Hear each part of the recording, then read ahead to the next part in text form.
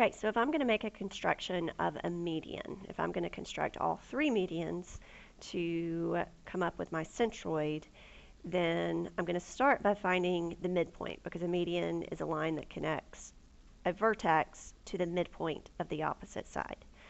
So I need to start by using some form of measure with a ruler, with a protractor, whatever it may be. I'm going to measure the side that I'm trying to find the midpoint of.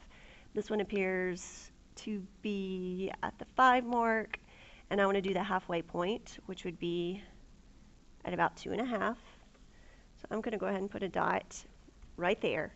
Then I'm going to connect my dot to vertex B, because that's across from that side.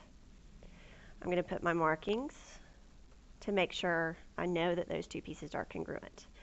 Then I'm going to pick another side, and I'm going to do exactly the same thing. You just want to get it as close as you can. This one, the way I do this, is at 5, and then it has 4 tick marks after that. So I'm going to go back to 2.5, and then I'm going to go 2 marks ahead of that, because half of 4 would be 2. That gives me the midpoint of side BC. And I'm going to connect vertex A to that point. Now, we already have our centroid right here. We know that that's where all 3 lines are going to cross. We already know that they are concurrent, those lines are. So if I just go ahead and connect vertex C to that side, that automatically tells me that that's going to be the midpoint of that side. So we're going to do that with all 3 of our triangles, an acute, a right, and an obtuse, and pretty much perform the same construction every time. So the next construction I'm going to do is an angle bisector. I know that that's going to split each of my vertices in half. So if I'm finding the angle bisector for vertex B, it's going to cut that angle in half, and it reaches across to the other side. So the first thing I have to do is I have to measure angle B. So I'm going to line up my protractor in vertex B, and it appears to be almost 60 degrees. Not quite, but almost. So I know half of 60 would be at 30, and it's a little bit less, so I'm just going to go a little bit before the 30. Again, this isn't exact. We could use a compass and be much more exact, but we are approximating. So I draw the line, and the way I make my congruent marks for this is I put the same little mark in those angles. Then I'm going to do the same thing with C. So I'm going to line up my protractor again with my vertex C. Remember, this way, if I'm reading from here around, I have to read the top. And this one appears to be about 55 or 56 degrees. We'll say it's at 56. So half of 56 would be 28. So I'm going to go mark where the 28 is. And then when I take this off, I'm going to connect C to that mark I just made. And I'm going to draw my line. Now, again, just like I did with a midpoint, I can take angle A, and I can go right through that intersection point. And that tells me those two will be the same, and those two will be the same. So that's all the markings I need for an angle bisector. Okay, the next construction I'm going to do is for an altitude. An altitude is a line that goes from a vertex and is perpendicular to the opposite side. And actually, instead of using the acute triangle for this, I'm going to use the obtuse, because what you're going to see with an altitude and a perpendicular bisector is that with an obtuse triangle, you're going to have to extend a couple of your sides. So if I want to draw the altitude that goes from vertex G to side HI, I've got to be perpendicular to side HI, but go through G. So what I'm going to do is I am going to, you've got all these tick marks on your protractor, these measurements.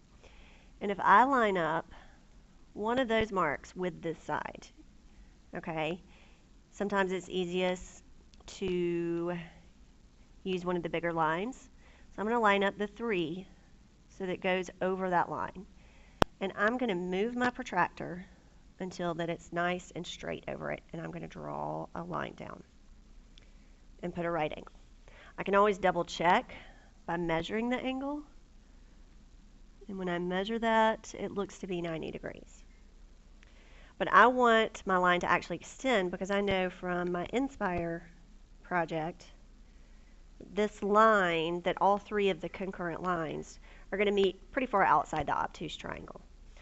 So that will be one of my altitudes. I'm going to draw the altitude from H to side GI, and I'm going to do the same thing, but this one's going to be inside, so I don't have to extend. Now, if you notice, if I do it like this, that's not going to be right. I'm going to do the same thing, and I'm going to line up the tick mark that's at 3, and I'm going to draw the line to make a right angle. And then over here, if I'm going from altitude from the vertex I, it's going to have to hit this side.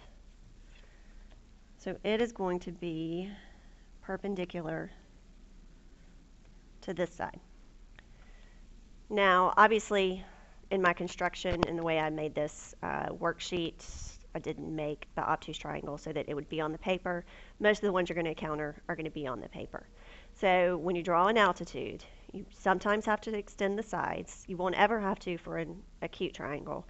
You shouldn't have to for a right triangle, but you will always have to extend a couple of the sides for the obtuse triangle. And the last construction I'm going to demonstrate is with a perpendicular bisector. And I know that a perpendicular bisector has to go through a midpoint and is perpendicular to the side that that midpoint is on.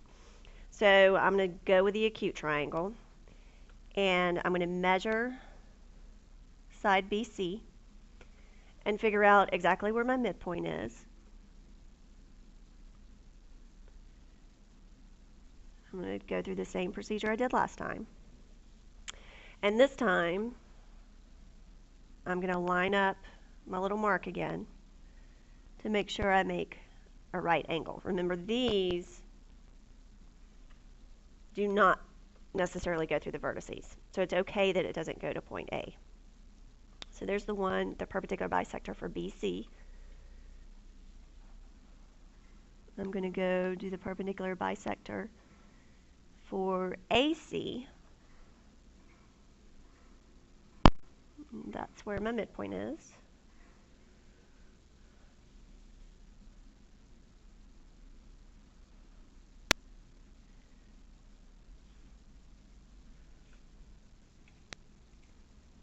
And just as before, with this one, I'm going to line up my protractor. I've got the two matched up exactly with my side, and I'm just going to move it until it hits that point. And based on what I know about perpendicular bisectors, I know that would have to be the midpoint, because I know they're concurrent. So if I just go through that point, it automatically gives me the midpoint. So you have to have at least 2 of them done. And there are all of my perpendicular bisectors for that triangle.